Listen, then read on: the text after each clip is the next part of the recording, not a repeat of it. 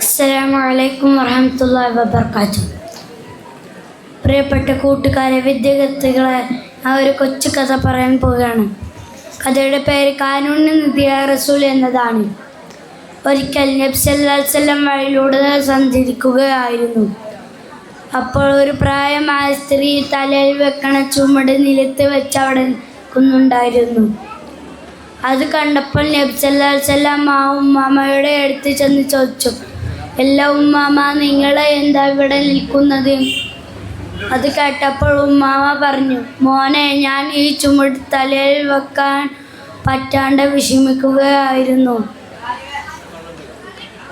നബി സല്ലല്ലാഹു അലൈഹി വസല്ലം ആ ചുമട് തലയിൽ ഏറ്റി ഉമ്മാമയുടെ വീട് വരെ എത്തിച്ചെടുത്തു.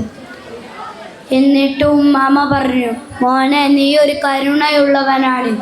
എനിക്ക് ഇപ്പോൾ തരാൻ എൻ്റെ കയ്യിൽ ഒന്നുമില്ല. പകരം ഞാൻ ഒരു ഉപദേശം നൽകാം. മക്കയിൽ ഒരു മുഹമ്മദ് ഇറങ്ങിയിട്ടുണ്ട്. അവൻ്റെ വലയിൽ നീ കുടുങ്ങരുത്. ഇതാണ് നിന്നോട് എനിക്ക് പറയാനുള്ളത്." അത് കേട്ടപ്പോൾ നബി സല്ലല്ലാഹു അലൈഹി വസല്ലം പുഞ്ചിരിച്ചുകൊണ്ട് പറഞ്ഞു, "ഉമ്മാമ, അത് ഞാനായിരുന്നു." അത് കേട്ടപ്പോൾ നബി സല്ലല്ലാഹു അലൈഹി വസല്ലം പിരിയുന്നതിനെക്കാട്ടും മുമ്പ് ഉമ്മാമ ഷഹാദത്ത് കലിമ ചൊല്ലി മുസ്ലിം സ്വീകരിച്ചു. നോക്കൂ കൂട്ടുകാരെ, നബി സല്ലല്ലാഹു അലൈഹി വസല്ലമയുടെ കാരുണ്യം ഇതുപോലെ നമ്മളും ആവാൻ അള്ളാഹു തൗഫീക്ക് നൽകട്ടെ. ആമീൻ. ഇതോടെ ഞാൻ ഈ ഒരു കൊച്ചു കഥ അവസാനിപ്പിക്കുകയാണ്. അസ്സലാമു അലൈക്കും വറഹ്മത്തുള്ളാഹി വബറകാതുഹു.